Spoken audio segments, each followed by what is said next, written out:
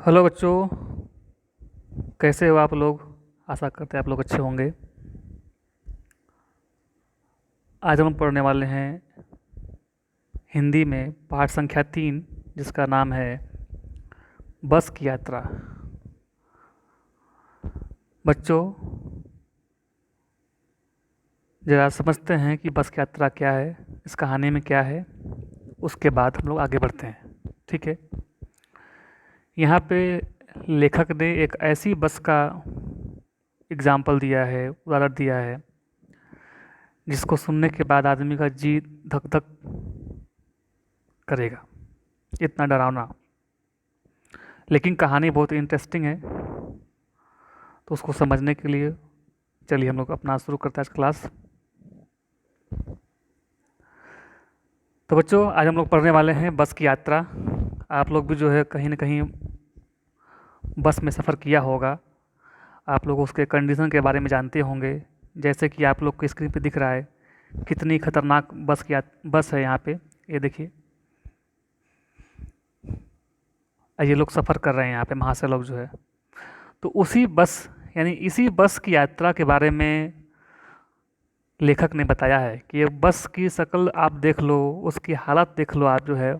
उस हालात, ऐसे हालात के बावजूद भी जो है लोग इसमें सफ़र कर रहे हैं। कैसे कर रहे हैं? तो ऐसी बस की सफ़र जो है उसका अनुभव लेखक ने इस पूरे कहानी में शेयर किया है। ठीक है।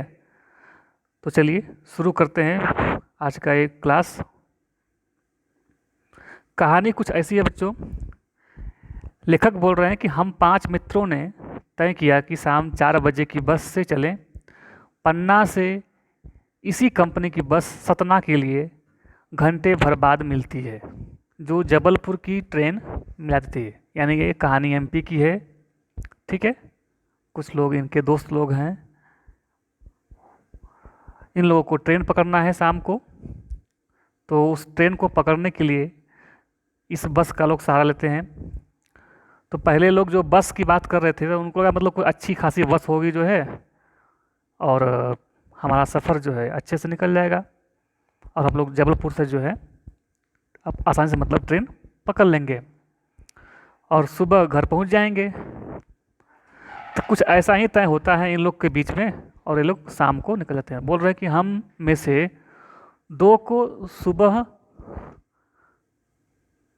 काम पर हाजिर होना था, इसलिए वापसी का यही रास्ता अपनाना जरूरी था। लोगों ने सलाह दी कि समझदार आदमी इस शाम वाली बस से सफ़र नहीं करते। क्या रास्ते में डाकू मिलते हैं? नहीं, बस डाकिन है। यानी उन्होंने को किसी ने बताया कि जो शाम को बस आती है उसमें सफ़र जो समझदार लोग होते हैं वो लोग नहीं करते हैं। तो कृपया आप लोग भी जो है उस बस से सफ़र मत कीजिए। तो इन लोग के दिमाग में था कि अच्छी खासी बस है, और जो बता रहा है व्यक्ति उसको पता है कि नहीं कैसी बस है। ठीक है। तो ये पूछ रहे क्या रास्ते में डाकू मिलते हैं क्या? ठीक है। बस को देखा तो श्रद्धा उमड़ पड़ी। जब शाम को ये लोग बात नहीं माने और बस स्टैंड पे आ गए, तो वही बोल रहे हैं कि जब बस को देखा तो श्रद्धा उमड़ पड़ी। यानी कि देखने के बाद हालात जो है बस की, इन लोगों को जो है अब अंदर ही अंदर मन कचोट रहा है कि क्या करें, चढ़ें बस में कि नहीं चढ़ें। नहीं चढ़ते तो हमारा सफ़र जो है छूट जाएगा हैं। और ये ऐसी बस है कि इसमें बैठते हैं तो हम लोग सीधे अपने गंतव्य तक ना पहुंच के स्वर्ग में पहुंच जाएंगे। इसकी हालत कैसी है, चल पाती नहीं चल पाती। बहुत से सवाल इन लोग के मन में जो है उछल कूद करना शुरू कर दिया। खूब वयोवृद्ध थी, यानी जो बस थी इतनी बूढ़ी थी, यानी इसको बोलते हैं हम लोग ना खटारा। सदियों के अनुभव के निशान लिए हुए थे, यानी कि उसको इतना लोग पटके थे जो है, इतना तोड़े थे, मतलब कहीं लड़ाए थे जो है कि उसकी आड़ी बाड़ी सब पचकी हुई थी, सब कुछ टूटा फूटा हुआ था। वही बोल रहे हैं कि सदियों के अनुभव के निशान लिए हुए थी। लोग इसीलिए इससे सफ़र नहीं करना चाहते थे कि वृद्धावस्था में इसे कष्ट होगा। सही बात है। वो अपनी वक्तव्य बस को देखने के बाद अपनी जो विचार उनके मन में चल रहा है वो बोल रहे हैं, तो उसको कुछ अच्छे ढंग से बोल रहे हैं कि लोग इसीलिए इससे सफ़र नहीं करना चाहते कि वृद्धावस्था है इस बस की भाई, इसे कोई कष्ट न हो। यह बस पूजा के योग्य थी, यानी कि उसको कहीं रख दो, खड़ा कर दो और उसकी पूजा करो, उसके अलावा इसमें कुछ था ही नहीं। उस पर सवार कैसे हुआ जा सकता है? वो सोच रहे हैं दिमाग में, यार ये तो बस ऐसी है, तो इसमें लोग कैसे बैठेंगे और कैसे चलेगी जो है, और चलेगी तो इसका क्या पार्ट पुर्जे जो है रहेंगे एक साथ। बस कंपनी के एक हिस्सेदार भी उसी बस से जा रहे थे, यानी कोई बगल में थे कंपनी का, और उसके भी लोग जो है उसमें जा रहे थे जो है। हमने उनसे पूछा यह चलती भी है?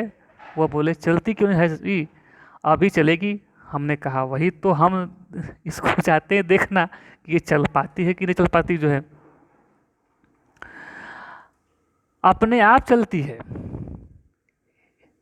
आप वो आदमी बोल रहा है कि ये बस ना अपने आप चलती है, सोच जाने की ज़रूरत नहीं है। हाँ जी, और कैसे चलेगी? गजब हो गया, ऐसी बस अपने आप चलती है। एक तो पहले खटारा टूटी फूटी, ऊपर से बोल रहा कि अपने आप चलती है। लोग वो अचंभित हो गए, ये कैसे संभव है जो है। तो हम आगा पीछा करने लगे, यानी लोग चढ़ें कि न चढ़ें, जाएं कि न जाएं, नहीं जाते हैं तो हमारा ट्रेन छूट जाएगा, हम लोग पीछे हो जाएंगे जो है, समय से नहीं पहुंच पाएंगे, क्या करें। तो उनके एक मित्र ने, जो वो डॉक्टर थे, उनका डॉक्टर मित्र ने कहा डरो मत, चलो, बस अनुभवी है, नई नवेली बसों से ज़्यादा विश्वसनीय है, हमें बेटों की तरह प्यार से गोद में लेकर चलेगी। यानी उस बस से कोई और सफ़र पहले किया था, उसने बताया उनके मित्र ने कि भाई देखो डरो मत, ये जो बस है इसके पास बहुत बड़ा अनुभव है जो है। जो नई नई बसें आती हैं उनसे ज़्यादा ये विश्वास रखती है कि हम लोग विश्वास करते हैं कि हम लोग सही समय पे इस बस से पहुंच जाएंगे। ये हमें अपने बेटे के रूप में मानती है और हमारे गंतव्य तक जो है सही समय पर छोड़ देगी। तो इसलिए आप लोग डरो मत, इसी बस से सफ़र करो। बोल रहे हैं वहाँ पे लेखक जी कि हम बैठ गए, जो छोड़ने आए थे वे इस तरह देख रहे थे जैसे अंतिम विदाई दे रहे हो, अंतिम विदाई दे रहे हो, ठीक है। क्योंकि वो भी देख रहे हैं हालत बस की ऐसी है और हम लोग उसमें सफ़र कर रहे हैं, तो ये सबसे बड़ी बात है। उनकी आंखें कह रही थी कि आना जाना तो लगा ही रहता है, आया है सो जाएगा। राजा रंग फकीर, आदमी को कुछ करने के लिए एक निमित्त चाहिए। यानी वो आखिरी विदाई दे रहे हैं कि शायद आप लोग गंतव्य तक पहुंच जाए, रास्ते में कुछ हो सकता है, रास्ते में कोई भी घटना घट सकती है। तो आखिरी विदाई समझ के जो है वो बोल रहे हैं कि जो आया हो वो सो जाएगा, चाहे राजा हो या रंग हो या फकीर हो, कोई भी हो। इंजन सचमुच स्टार्ट हो गया, ऐसा जैसे सारी बस ही इंजन है। यानी जब इंजन शुरू हुआ तो पूरा उसका आड़ी बाड़ी सब हिल रहा है और हम इंजन के भीतर बैठे। यानी उनको वैसा महसूस हो रहा है कि पूरी की पूरी बस ही इंजन है और हम लोग इंजन में बैठे हों। अब यहाँ से बच्चों देखना ध्यान से जो है, आप लोग को बहुत मज़ा आएगा इस कहानी में जो है। ये एक्सपीरियंस जो अनुभव लेखक ने शेयर किया हम लोग से जो है बहुत अच्छा है। बोल रहा है कि कांच बहुत कम बचे थे, यानी इक्का दुक्का खिड़की में ही कांच थे जो है, और जो बचे थे उनसे हमें बचना था।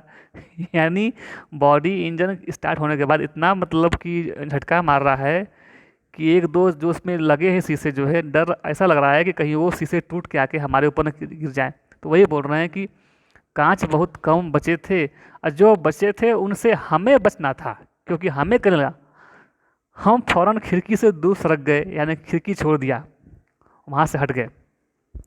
इंजन चल रहा था, हमें लग रहा था कि हमारी सीट के नीचे इंजन चल रहा है।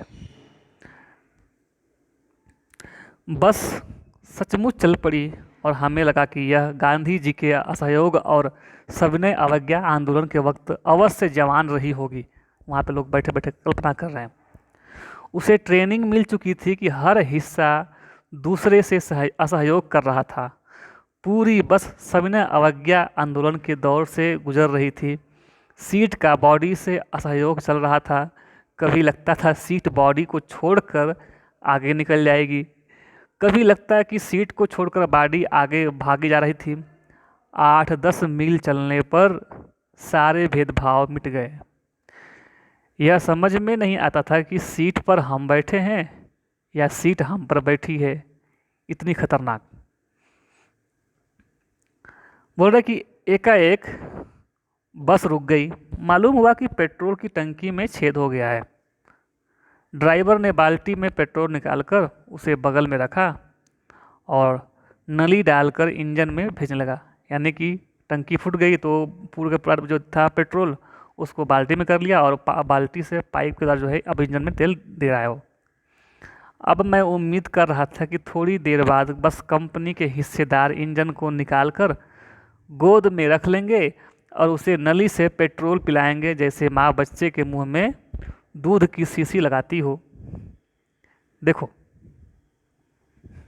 बस की रफ्तार अब 15-20 मील हो गई थी। मुझे उसके हिस्से पर भरोसा नहीं था, यानी उसके किसी भी अंग पे भरोसा नहीं था कि ये क्या करने वाली है। पर भरोसा नहीं था, ब्रेक फेल हो सकता था, स्टीयरिंग टूट सकती थी। प्रकृति के दृश्य बहुत लुभावने थे। दोनों तरफ हरे हरे पेड़ थे जिन पर पक्षी बैठे थे। मैं हर पेड़ को अपना दुश्मन समझ रहा था।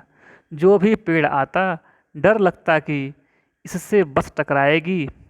वह निकल जाता तो दूसरे पेड़ का इंतज़ार करता। झील दिखती सोचता कि इसमें बस गोता लगाया जाएगी। यानी इतना डर। यानी आपके स्क्रीन पे जो ये बस है आपके सामने दिख रही है, इसकी कंडीशन क्या है देखिए, ठीक है। एकाएक फिर बस रुकी। ड्राइवर ने तरह तरह की तरकीब की पर वह चली नहीं। सबने अवज्ञा आंदोलन शुरू हो गया था। कंपनी के हिस्सेदार कह रहे थे, बस तो फर्स्ट क्लास है जी, यह तो इत्तेफाक की बात है कि आज बंद पड़ गई जो है। छीड़ चादनी में वृक्षों की छाया के नीचे वह बस खड़ी दयनीय लग रही थी। यानी कि ऐसा मतलब कोई व्यक्ति जो एकदम लाचार हो, बेबस हो, जिससे वैसे जो है ये बस लाचार और बेबस होकर पड़ी हुई थी। बोल रहे हैं कि छीड़ चादनी में वृक्षों की छाया के नीचे वह बस बड़ी दयनीय लग रही थी। लगता जैसे कोई वृद्धा थक कर बैठ गई हो। हमें ग्लानि हो रही थी कि बेचारी पर लदकर हम चले आ रहे हैं। अगर इसका प्राणांत हो गया, यानी कि ये ख़त्म हो गई, मर गई, तो इस बियाबान में हमें इसकी अंत्येष्टि करनी पड़ेगी। यानी कि उस सुनसान जगह में इसको ख़त्म करना पड़ेगा। हिस्सेदार साहब ने इंजन खोला और कुछ सुधार किया। उसके बाद बस आगे चली। उसकी चाल और कम हो गई थी। धीरे धीरे वृद्धा की आंखों की ज्योति जाने लगी। चांदनी में रास्ता टटोलकर वह रेंग रही थी। आगे या पीछे से कोई गाड़ी आती दिखाई देती तो वह एकदम किनारे खड़ी हो जाती और कहती, निकल जाओ बेटी, अपनी तो वह उम्र ही नहीं रही। एक पुलिया के ऊपर पहुंचते ही एक टायर फिस करके बैठ गया। वह बहुत जोर से हिलकर थम गई। अगर स्पीड में होती तो उछल कर नाले में गिर जाती। मैंने उस कंपनी के हिस्सेदार की तरफ पहली बार श्रद्धा भाव से देखा। वह टायर की हालात जानते ही फिर भी जान हथेली पर लेकर इसी बस में सफ़र कर रहे हैं। यानी उनको पता है कि बस कैसी है, इंजन कैसा है, उसके टायर कैसे हैं, फिर भी उसके बावजूद भी जो है अपनी जान हथेली पर लेकर के इस बस में सफ़र कर रहे हैं। उत्सर्ग की ऐसी भावना दुर्लभ है। सोचा, इस आदमी के साहस और बलिदान भावना का सही उपयोग नहीं हो रहा है। इसे तो किसी क्रांतिकारी आंदोलन का नेता होना चाहिए। यानी किसको बोल रहे हैं? बोल रहे हैं बस ड्राइवर को। कि ऐसा मालूम होता कि जो यह परेशानी में है, जितना ये कठिन परिश्रम कर रहा है यहाँ पे, इसको तो किसी न किसी क्रांतिकारी आंदोलन में होना चाहिए भैया। अगर बस नाले में गिर पड़ती और हम सब मर जाते तो देवता बाहें पसारे उसका इंतज़ार करते।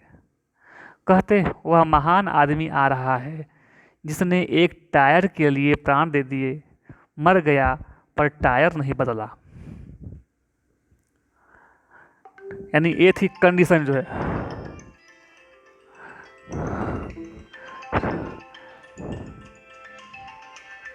समझ गए?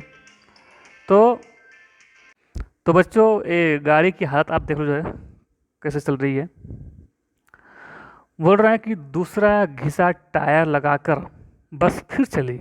यानी वहाँ पे टायर पंचर हुआ, लोग टायर बदल दिए और आगे बढ़े। अब हमने वक्त पर पन्ना पहुँचने की उम्मीद छोड़ दी थी। यानी हालात ऐसे कि इंजन का टंकी फूट गया पेट्रोल का, टायर पंचर हो गए, बॉडी अलग गाना गा रही है, कांच अलग गाना गा रहे हैं, चक्के अलग गाना गा रहे हैं। यानी कि उन्होंने उम्मीद छोड़ दिया। बोल रहा कि पन्ना कभी भी पहुंचने की उम्मीद छोड़ दी। पन्ना क्या, कहीं भी कभी भी पहुंचने की उम्मीद छोड़ दी थी। लगता था जिंदगी इसी बस में गुजारनी है और इससे सीधे उस लोक को प्रयाण कर जाना है। यानी कि इसी बस के माध्यम से ही जो है इस धरती से स्वर्ग तक जाना है जो है। इस पृथ्वी पर उसकी कोई मंजिल नहीं है। हमारी बेताबी, तनाव खत्म हो गए। हम बड़े इत्मीनान से घर की तरह बैठ गए। चिंता जाती रही, हंसी मजाक चालू हो गया। तो बच्चों, देखा आप लोगों ने, ये ऐसी बस थी जिसकी कहानी श्री हरिशंकर परसाई जी ने हम लोग के बीच में साझा किया और कितना आनंद आया। शायद आप लोग भी जो है इसको पढ़ने के बाद आनंदित होंगे जो है। हम फिर मिलते हैं नेक्स्ट वीडियो में। तब तक के लिए धन्यवाद।